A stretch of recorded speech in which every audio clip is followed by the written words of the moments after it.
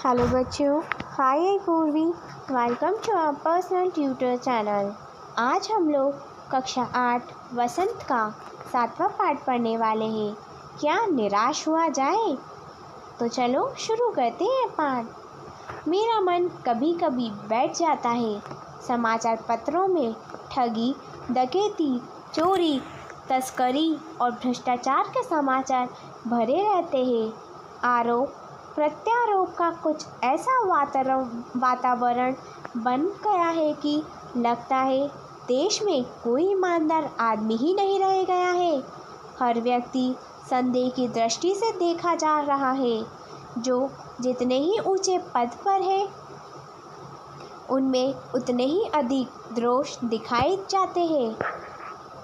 एक बहुत बड़े आदमी ने मुझसे एक बार कहा था कि इस समय सुखी वही है जो कुछ नहीं करता। जो कुछ भी करेगा उसमें लोग दोष खोजने लगेंगे।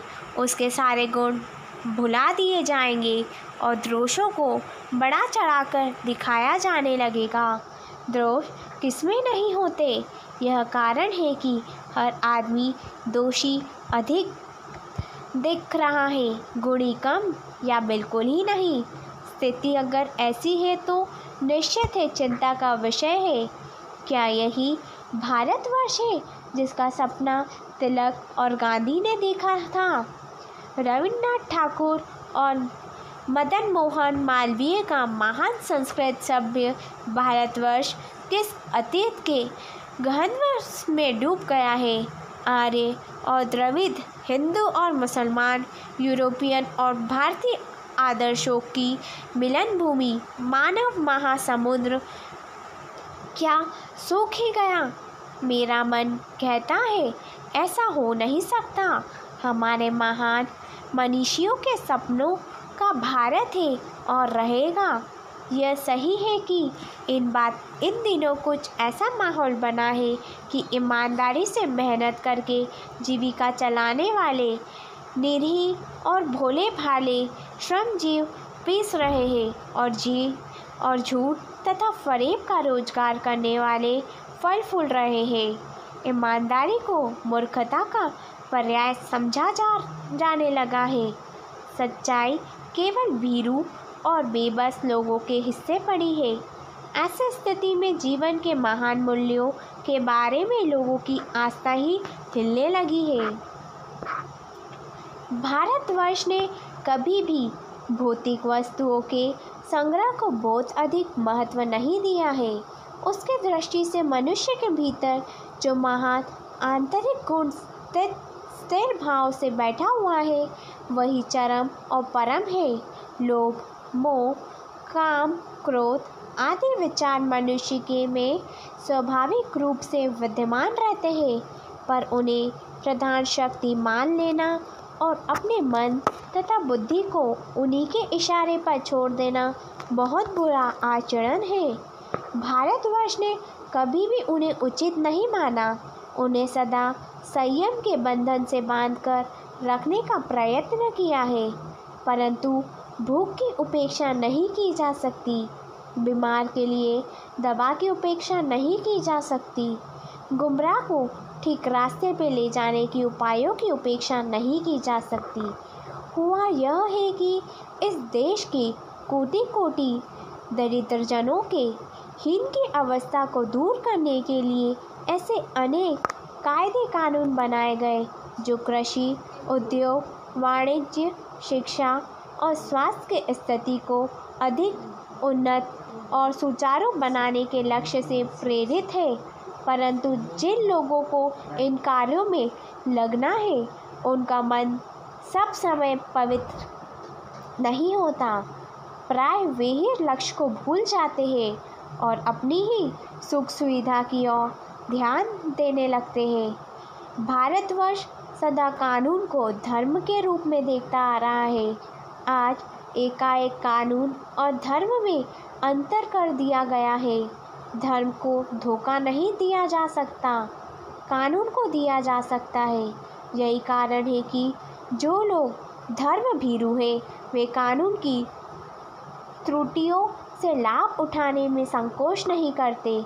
इस बात के पर्याप्त प्रमाण खोजे जा सकते हैं कि समाज के ऊपरी वर्ग में चाहे जो भी होता रहा हो, भीतर भीतर भारतवर्ष अब भी यह अनुभव कर रहा है कि धर्म कानून से बड़ी चीज़ है। अब भी सेवा, ईमानदारी, सच्चाई और आध्यात्मिकता के मूल्य बने हुए हैं। वे सब अवश्य गए हैं लेकिन नष्ट नहीं हुए हैं। आज भी वह मनुष्य से प्रेम करता है, महिलाओं का सम्मान करता है, झूठ और चोरी को गलत समझता है, दूसरों को पीड़ा पहुंचाने को पाप समझता है। हर आदमी अपने व्यक्तित्व जीवन में इस बात का अनुभव करता है। समाचार पत्रों में जो भ्रष्टाचार के प्रति इतना आक्रोश है, वह यही साबित करता है कि हम ऐसी चीज़ों को गलत समझते हैं और समाज ने उन तत्वों की प्रतिष्ठा कम करना चाहते हैं जो गलत तरीके से धन या मान संग्रह करते हैं। दोषों का पर्दाफाश करना बुरी बात नहीं है। बुराई यह मालूम होती है कि किसी के आचरण के गलत पक्ष को उद्घाटित करके उसमें रस लिया जाता है और दोषोत्थान को एकमात्र कर्तव्य मान लिया जाता है। बुराई में रस लेना बुरी बात है। अच्छाई में उतना ही रस लेकर उजागर ना करना और भी बुरी बात है। सैकड़ों घटनाएं ऐसी घटना है जिन्हें उजागर करने से लोक चित्र में अच्छाई के प्रति अच्छी भावना जगाती है। एक बार रेलवे स्टेशन पर टिकट लेते हुए गलती से मैंने 10 के बजाय 100 रुपये का नोट दिया और मैं जल्दी गाड़ी में आकर बैठ गया। थोड़ी देर में टिकट बाबू उन दिनों के सेकंड क्लास के डिब्बे में हर आदमी का चेहरा पहचानता हुआ उपस्थित हुआ। उसने मुझे पहचान लिया और बड़ी विनम्रता के साथ मेरे हाथ में 90 रुपये रख दिए और बोला, यह बहुत गलती हो गई थी। आपने भी नहीं देखा, मैंने भी नहीं देखा। उसके चेहरे पर विचित्र संतोष की गरिमा थी। मैं चकित रह गया। कैसे कहूँ कि दुनिया में से सच्चाई और ईमानदारी लुप्त हो गई है। वैसी अनेक अवांछित घटनाएं भी हुई हैं, परंतु यह एक घटना ठगी और वंचना की अनेक घटनाओं से अधिक शक्तिशाली है। एक बार मैं बस में यात्रा कर रहा था। मेरे साथ मेरी पत्नी और 3 बच्चे भी थे। बस में कुछ खराबी थी, रुक कर चलती थी। गंतव्य से कोई 8 किलोमीटर पहले ही एक निर्जन सुनसान स्थान में बस ने जवाब दे दिया। रात के कोई 10 बजे होंगे। बस में यात्री घबरा गए। कंडक्टर उतर गया और एक साइकिल लेकर चलता बना। लोगों को संदेह हो रहा था कि हमें धोखा दिया जा रहा है। बच्चों, आगे का पार्ट हम लोग दूसरी वीडियो में बनाएंगे। If you have any query related to this video, so please comment in comment box. Thank you.